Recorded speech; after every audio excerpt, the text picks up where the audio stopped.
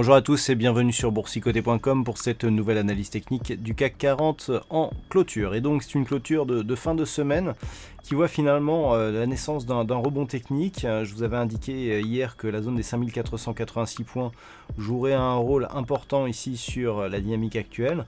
Et on est encore une fois revenu rebondir ici sur cette zone pour marquer un mouvement donc de rebond qui a dépassé donc des précédents points hauts significatifs et qui permet donc de repasser au-delà des 5520 points qui était un premier signal en cas de cassure effective d'un possible rebond technique et d'un retournement de la dynamique. Au terme de cette séance, donc le CAC 40 clôture à 5538,97 et gagne 0,83% par rapport à la clôture de la séance précédente.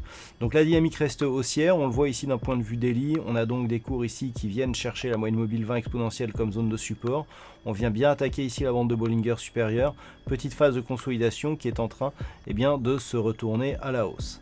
Du point de vue des indicateurs techniques, on reste toutefois dans une dynamique de consolidation, notamment ici sur les histogrammes du MACD et sur le RSI qui reste totalement neutre dans sa dynamique.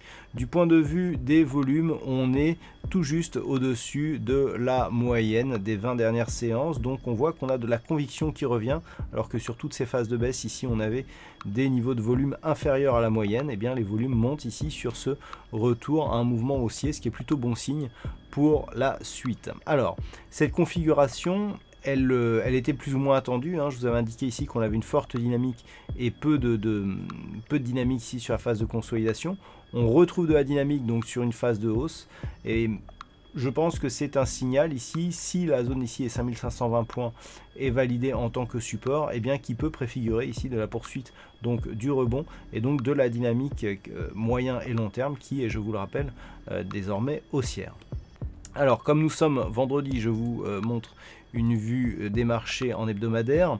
Alors c'est assez intéressant ici ce qui se passe donc d'un point de vue hebdo. On avait donc la rupture ici de cette phase.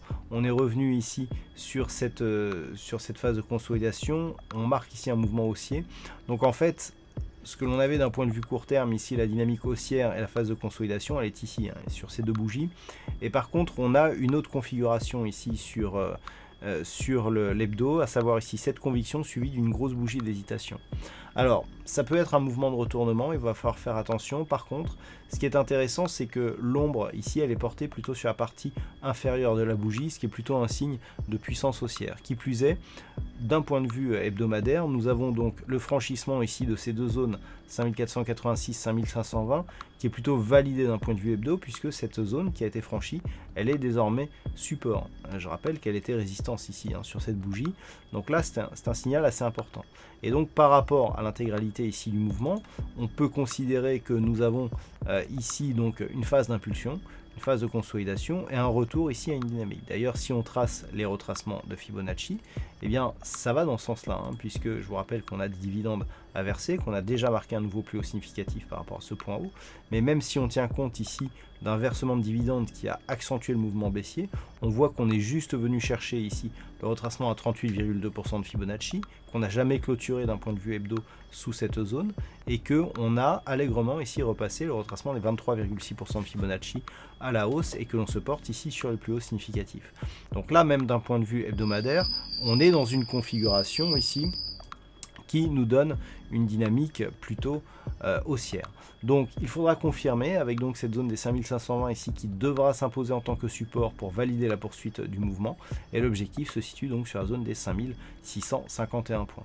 Du point de vue des indicateurs techniques, on retrouve ici cette dynamique haussière, on l'avait déjà signalé la semaine dernière, comme quoi ici les histogrammes du MACD repassaient à la hausse, même si le RSI ici reste relativement neutre.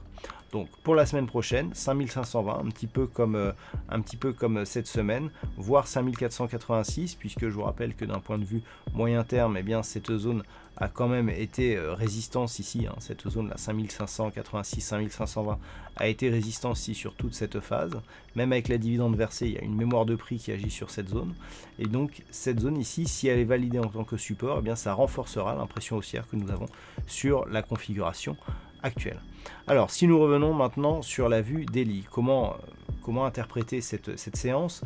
Donc de la même manière, 5520 ici, pour mémoire, on a ici une zone qui est intéressante, c'est cette zone ici, voilà, les 5536 points. Pourquoi? Parce que tout simplement c'est une zone ici intraday que nous avions juste avant la cassure ici de la dynamique et qui a fait obstacle aujourd'hui, hein. C'est très, très net ici sur cette phase. Bon, même si après la clôture ici du cash, on est remonté encore un petit peu sur le futur et que on a enfoncé un petit peu cette zone, on est quand même sur une zone qui a été testée. On voit ici que depuis ici cette phase, on n'a jamais réellement clôturé au-dessus de celle-ci et c'est la première fois aujourd'hui. Donc d'un point de vue clôture, c'est un nouveau point haut significatif de tendance court terme. C'est important puisque la clôture ici, depuis le franchissement des 5520, eh bien c'était celle-ci et elle était inférieure à la clôture du jour. Donc là, on est sur une dynamique qui tente une confirmation plutôt haussière, hein. Mais pour confirmer ceci, eh bien, il faudra casser ici le point haut significatif de cette bougie, hein, qui se situe, je le rappelle, à 5601,38 et donc qui validera totalement ici la poursuite du mouvement haussier, même si on sait qu'en réintégrant ici les dividendes, et notamment on le voit bien ici sur le CAC 40 Global Return, hein, Global Return donc qui signifie ici que l'on réintègre à la valeur du CAC la valeur des dividendes. Donc on voit que par rapport ici à ce point haut significatif que nous avions eu en avril, on a marqué de nouveaux points hauts significatifs ici, donc récemment. Voilà donc ce que l'on peut dire sur cette configuration technique du CAC 40 pour cette fin de semaine et cette fin de mois et aussi cette fin de trimestre, donc une note plutôt haussière, hein, puisque nous sommes le dernier jour du mois de juin. Alors, d'un point de vue statistique, au vu de cette configuration, on a plutôt une probabilité haussière, hein, qui est en train d'émerger.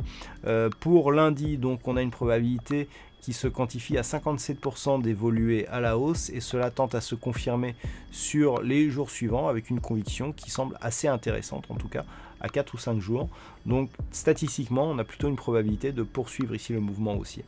Voilà donc pour ce point en fin de semaine. Eh bien écoutez, je vous souhaite un bon week-end, bonne chance dans vos prochains trades.